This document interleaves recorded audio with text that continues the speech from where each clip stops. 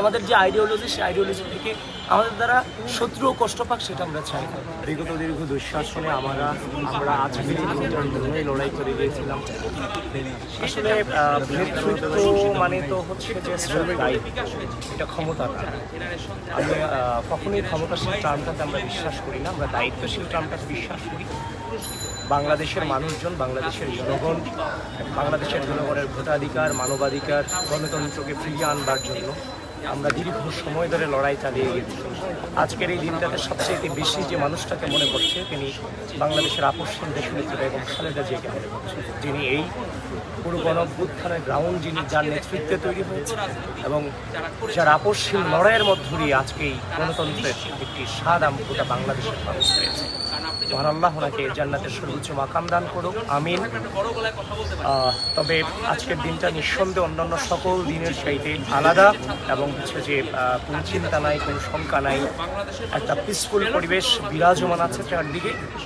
তো এই দিনটার জন্যই আমরা এই দীর্ঘ 17 বছর লড়াই চালিয়ে গিয়েছি। 17 বছর এই দিনটার জন্য। এই গণঅভ্যুত্থান পরবর্তী সময়ে আমাদের অনেক কিছু করার সুযোগ ছিল, রাষ্ট্রের অনধিকার করার সুযোগ ছিল, কিন্তু আমরা সেই অনধিকার চর্চা না করে গণঅভ্যুত্থানের পর দিন থেকেই আবার এই রাষ্ট্রের গণতন্ত্র, মানবাধিকার, ভোটাধিকারকে ফিরিয়ে আনবার জন্য আমরা রাজপথে ছিলাম, লড়াই চালিয়ে গিয়েছি একটি সুষ্ঠু নির্বাচন আয়োজন করবার জন্য। সেটা গতকালকে সেটা বাস্তবায়ন হয়েছে, আপনারা সকলেই দেখেছেন। বাংলাদেশের মানুষ অত্যন্ত পিসফুল ওয়েতে নিজের ভোটাধিকার প্রদান করেছে। সেটার মধ্য দিয়ে বাংলাদেশের সর্ববৃহৎ রাজনৈতিক দল বাংলাদেশ জাতীয়তাবাদী দল বিএনপি সংখ্যাগরিষ্ঠ আসনের মধ্য দিয়ে ইনশাআল্লাহ জনাব তারেক রহমানের নেতৃত্বে খুব দ্রুতই সরকার গঠন করবে। তো আমরা রাজনীতি, যে অতীতের যে নোংরা রাজনীতি আসে, সেই নোংরা রাজনীতি থেকে বের হয়ে যাওয়ার জন্য কিংবা একটি সুস্থ রাজনৈতিক সংস্কৃতি প্রচলনের জন্যই আসলে আমরা এই দীর্ঘ লড়াই চালিয়ে গিয়েছি। এখানে রাজনীতিটা হবে পারস্পরিক শ্রদ্ধা, স্নেহ, সহনশীলতা, সহমর্মিতার মধ্য দিয়ে পারস্পরিক শ্রদ্ধার জায়গা থেকে রাজনীতিটা হবে এবং রাজনীতিবিদদের হাতে রাজনীতিবিদরা যেন সেফ থাকে। রাজনীতিবিদদের হাতে রাজনীতিবিদরা যদি সেফ থাকে, তাহলে এটার প্রভাব তৃণমূল পর্যন্ত পড়বে, যার মধ্য দিয়ে একটি স্থিতিশীল গণতান্ত্রিক বাংলাদেশ বিনির্মাণ করা সম্ভব, যেটার স্বপ্নে রাজনীতির মাঠে এসেছিলাম। তবে আপনাদের কাছে আরও একটা জিনিস শেয়ার করতে চাই। 5 আগস্ট পরবর্তী সময়, 5 আগস্টের পূর্বে তো আসলে আমরা লড়াই চালিয়ে গিয়েছি, কিন্তু 5 আগস্টের পরে আমরাই তো আবার রাজপথের এই গণতন্ত্র এবং ভোটাধিকার ফিরিয়ে আনার জন্য লড়াই চলমান রেখেছি।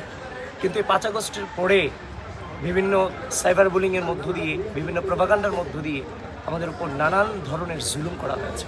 আমাদের সামাজিক জীবনটাকে বিষিয়ে তোলা হয়েছিল বিভিন্ন মিস ইনফরমেশন, ডিসইনফরমেশনের মধ্য দিয়ে। সামাজিক যোগাযোগ তবে আমরা ধৈর্য ধারণ করেছি। আমরা সে রাজনৈতিক চ্যাপ্টারে আর কখনোই প্রবেশ করতে চাই না। তো সুতরাং ওই যে মিস ইনফরমেশন, ডিসইনফরমেশনের জবাব দিতে গিয়ে মাঝে মাঝে আমাদেরকেও কঠোর ভাষা উচ্চারণ করতে হয়েছে, যেটা সত্যিকার অর্থে আমরা হৃদয় থেকে কঠোর ভাষা উচ্চারণ করা, কারোর সাথে উচ্চ সুরে কথা বলা, এটা কোনোভাবেই আসলে চাই না। সুতরাং আপনাদের মধ্য দিয়ে যদি সেই উচ্চ শব্দে আমরা আমাদের যে আইডিওলজি, সেই আইডিওলজি থেকে আমাদের দ্বারা শত্রু কষ্ট পাক, সেটা আমরা চাই না।